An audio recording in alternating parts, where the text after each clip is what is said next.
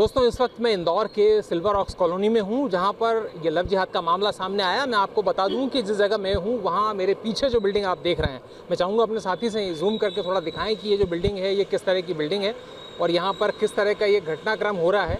और ऊपर जो है, ऊपर ड्रीम ओलंपिक शूटिंग रेंज जो है वो आपको नज़र आएगी और ऊपर इस भवन में ही यहाँ पर शूटिंग जो है रेंज यहाँ पर चलाई जाती थी। मोहसिन नामक जो आरोपी है वो इस रेंज को चलाया करता था और यहीं पर वो लड़कियाँ आया करती थी। बताया जा रहा है कि 100 से ज़्यादा ऐसी लड़कियाँ हैं जिनका यौन शोषण यहाँ पर किया गया है, लेकिन इस पूरे घटनाक्रम में अभी तक ये स्पष्ट खुलकर सामने नहीं आई है संख्या कि यहाँ कितनी युवतियों के साथ इस तरह की गंदी हरकतें की गई।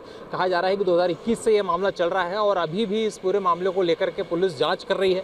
3 FIR इस पूरे मामले में हो चुकी है और मैं आपको बता दूं कि पुलिस लगातार इस पूरे मामले पे पैनी नज़र बनाए हुए है। इस ओलंपिक्स में, इस पूरे घटनाक्रम में अगर मैं कहूँ तो शूटिंग एकेडमी जो है, इस शूटिंग एकेडमी में इस तरह की जो घटनाक्रम हुए वो बेहद शर्मनाक हैं और हिंदूवादी संगठनों ने कल यहाँ पर प्रदर्शन किया। ये वही कॉलोनी है, आप देखेंगे सामने जो कॉलोनी है, पूरा रास्ता कॉलोनी का नज़र आएगा। कॉलोनी के जो लोग हैं उनमें भी रोष है, वो भी इस बात को लेकर गुस्से में हैं कि इस तरह की घटनाएं अगर किसी कॉलोनी में होती हैं तो अच्छी बात नहीं है। सर, जिस तरह के मामले सामने आए हैं यहाँ पर, क्या कहेंगे इसको लेकर? मामला बहुत विवादास्पद और बहुत गंभीरता का है, लेकिन इसमें कुछ गलती मैं लड़कियों की भी मानता हूँ, बच्चियों की भी मानता हूँ। माँ बाप उनको इतनी स्वतंत्रता आखिर क्यों देते हैं? देर रात तक वो वहाँ रहती हैं ये। और सबसे बड़ी बात, ये आसपास के दुकानदारों को जब ये मालूम था तो सबसे पहले विरोध इनको करना था और फिर हमको रहवासी संघ को बताना था। हम तो रहवासी क्या, यहाँ से आते निकल जाते हैं और सामने आसपास देख ही नहीं पाते। लेकिन जब ये घटना मालूम हुई तब कल भीड़ इकट्ठी करी फिर हमने, इसलिए हमने उसका विरोध किया और ये बंद होना चाहिए। और इतने बुजुर्ग हैं, इतने मिश्रा जी हैं, ब्राह्मण हैं, मेरे धर्म में यहाँ धर्म वगैरह नहीं ला रहा हूँ, लेकिन ब्राह्मण है तो उनको ये तो देखना चाहिए हम किसको दे रहे हैं।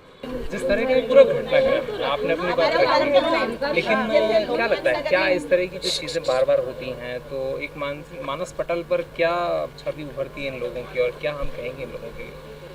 जैसे हम देखने में आता है कि जैसे हमारे समाज में अभी चीज़ें चल रही हैं कि किसी एक धर्म के खिलाफ आप प्रोपोगंडा चला रहे हैं, ये कर रहे हैं, वो कर रहे हैं, पर जब लव जिहाद जैसे केस सामने आते हैं और अभी पहलगाम का भी कुछ समय पहले केस सामने आया तो उससे अपने आप लोगों में एक पर्टिकुलर धर्म के लिए बहुत ज़्यादा आक्रोश देखने में दिखता है।